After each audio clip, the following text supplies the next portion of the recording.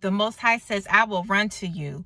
I will run to you. If you are a descendant of the transatlantic slave trade and you love truth, you have a hunger for truth, you want to grow in truth, you see the ill treatment that's targeted against this group, and you are opposed to that treatment, this channel is for you. Welcome. If you are not a descendant of the transatlantic slave trade, but you're like, wait, there's something that sticks out about this group of people. I'll have a comment somewhere on the screen, but this man talked about how he's as white as can be. I guess he was trying to say. But he said how every time he goes to an all-black church, again, his words, all-black church, he said how his soul is just instantly revived, okay? And something about how he's not even religious. So if that comment resonates with you, you see the ill treatment that's targeted against this group, and you are opposed to that treatment, this channel is for you. Welcome. There's a third group this channel is for. Now, if you don't know who that third group is, hi, welcome. My name is Adrian, a daughter of the Most High. Please watch parts 1 and 2. That way you can be abreast with what it is the Most High is releasing in this season. And then come on back and watch part 3.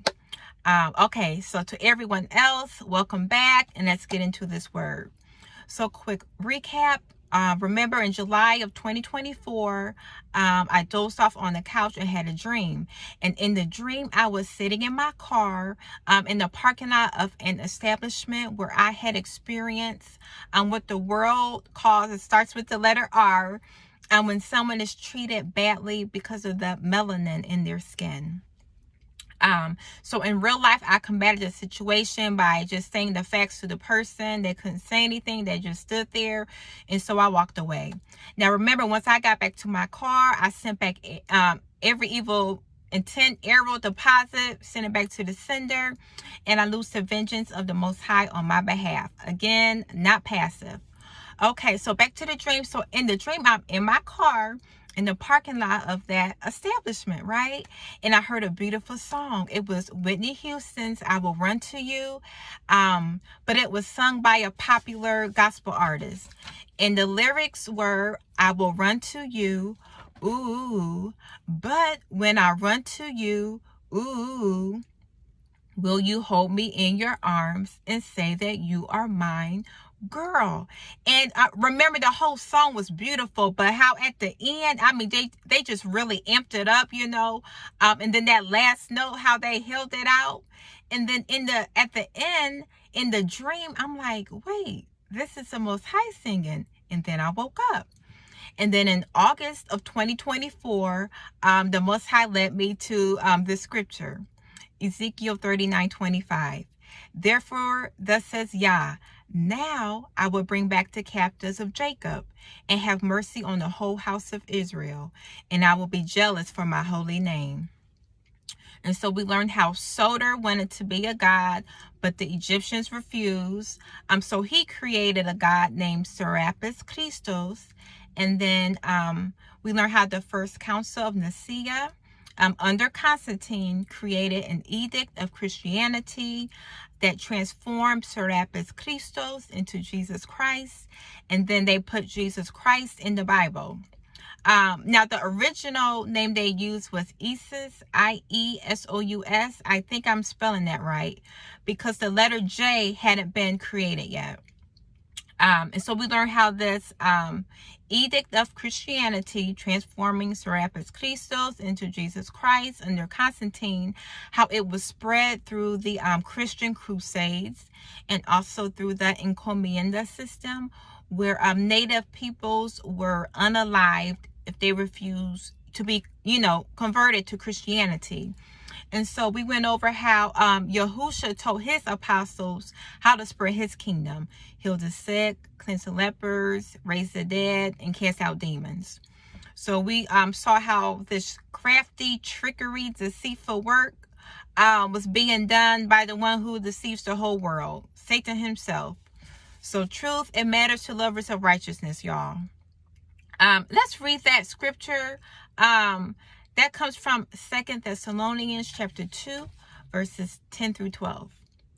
and with all deceivableness of unrighteousness in them that perish, because they receive not the love of truth, that they might be saved. And for this cause, Yah shall send them strong delusion, that they should believe a lie, that they all might be damned who believe not the truth, but had pleasure in unrighteousness.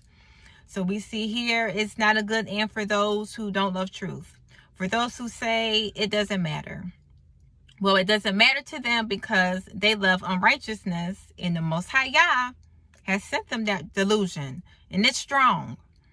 Now let's read this in a different translation. He will use every kind of evil deception to fool those on their way to destruction, because they refuse to love and accept the truth that would save them.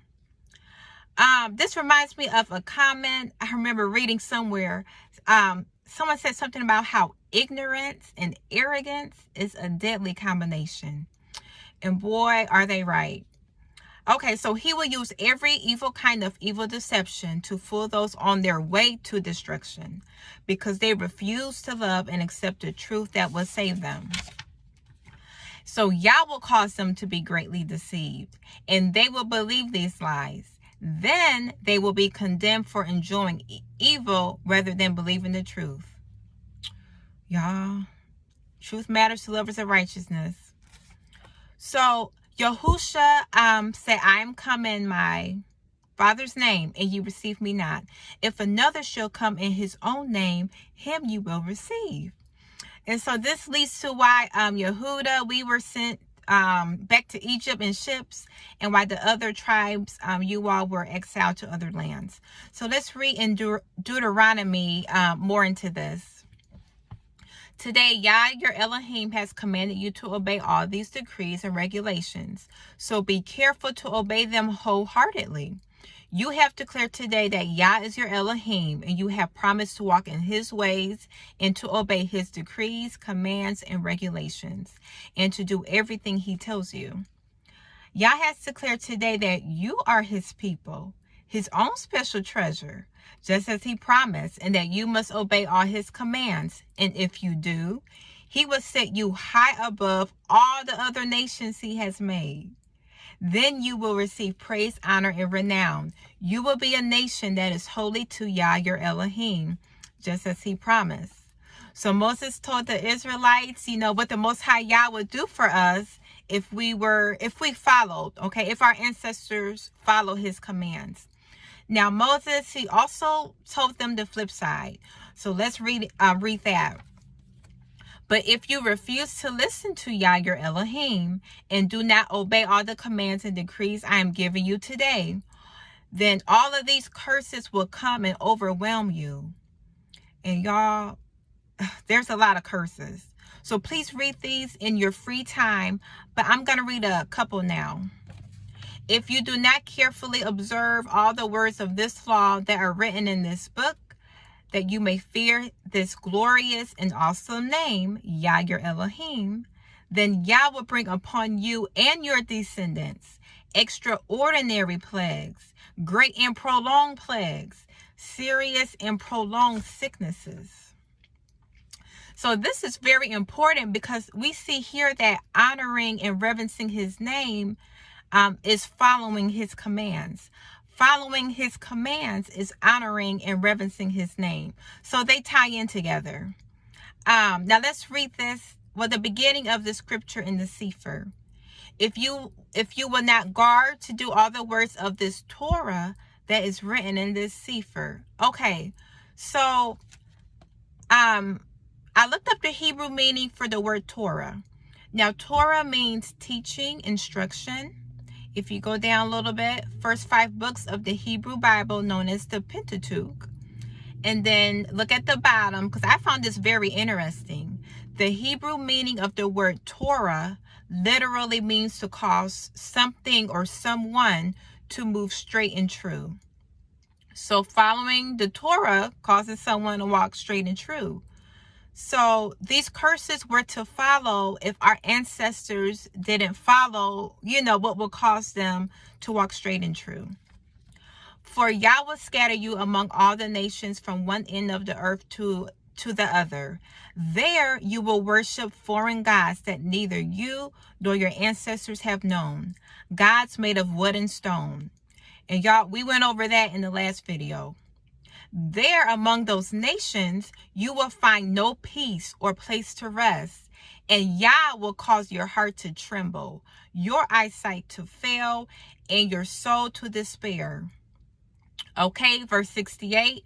Then Yah will send you back to Egypt in ships to a destination I promised you would never see again.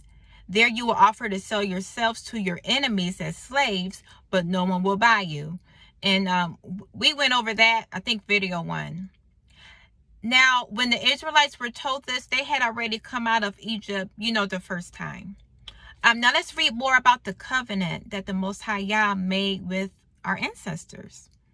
All of you stand today before Yah, your Elohim, your chiefs, your tribes, your elders, and your officers, even all the men of Israel, your little ones, your wives, and the stranger, resident, alien, foreigner, who is in your camps, from the one who chops and gathers your firewood to the one who draws your water, so that you may enter into the covenant of Yah, your Elohim, and into his oath and agreement, which Yah, your Elohim, is making with you today, so that he may establish you today as his people, and that he may be your Elohim, just as he spoke to you and as he swore to your fathers, Abraham, Isaac, and Jacob.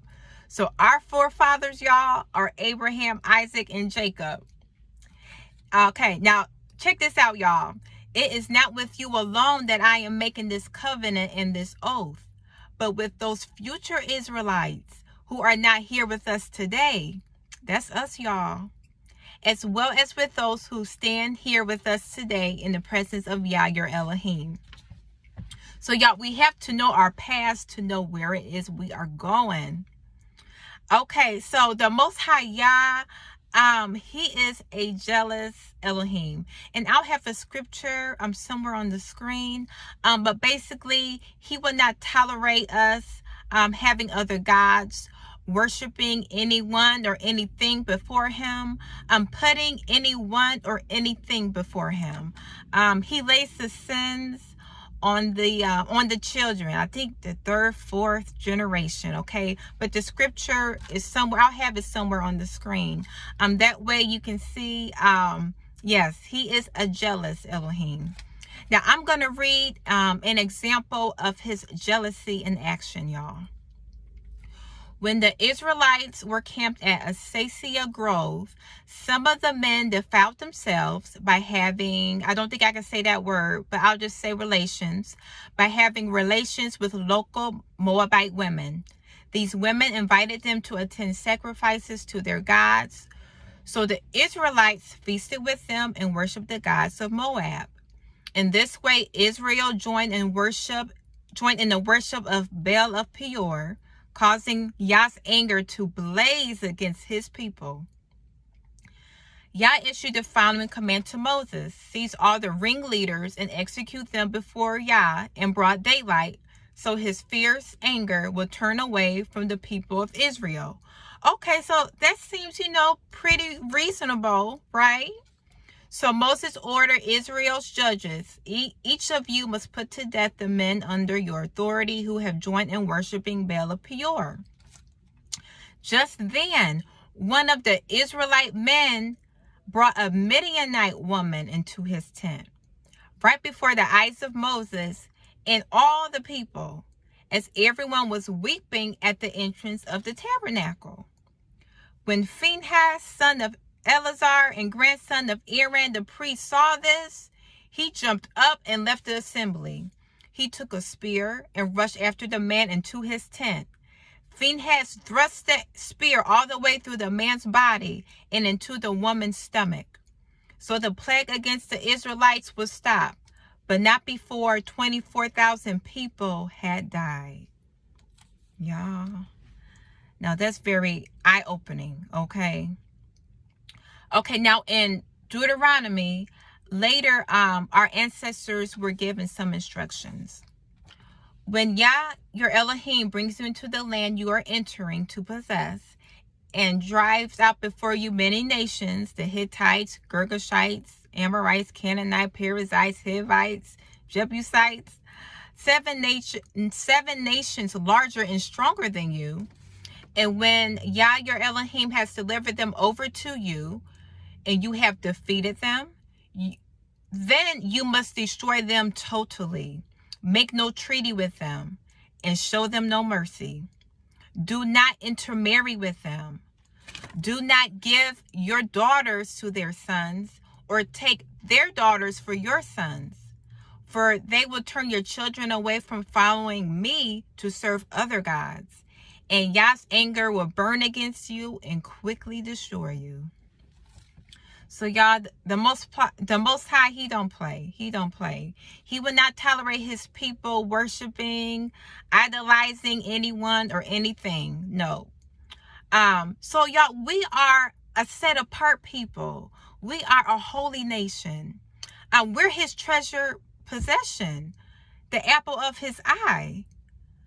So he is calling us to know that, okay, and to live and to walk accordingly. Now, our ancestors, they didn't follow his commands, and it was a repetitive cycle, repetitive. They broke covenant. So that is why we were scattered, okay, to the corners of the earth. You know, Yehuda back to Egypt, and other tribes exiled to other lands. And so when we see this ill treatment that's targeted against us, this is part of the curse, okay? No peace, no rest, hearts in despair. Okay, does that make sense now? It's all part of the curse. Now, I know this story of the 24,000 being unalive by the jealousy of the Most High Yah. I mean, that's scary. That's scary, y'all. But this is not to scare us away from him. He wants us to know who we are, who he created us to be, and he wants us to be in position for when he runs to us. This is not the end of our story, y'all. According to Isaiah, the Most High will raise a banner for the nations and gather the exiles of Israel. He will assemble the scattered people of Yehuda from the four corners of the earth. There's a place he's taken us to. Now that we're going to get into in part 4. So to Yehuda, to all the other tribes, to those who are cleaving to the house of Jacob, let's continue praying and asking the Most High to remove any and all scales from our eyes, to love what he loves, to hate what he hates, to detest the false, and to love what is true. He's bringing back the captives of Jacob, y'all. And he said he will be jealous for his holy name, which is making more and more sense. So y'all take care. I'll see you all in the next video, and allow the blessings of the Most High to overtake you.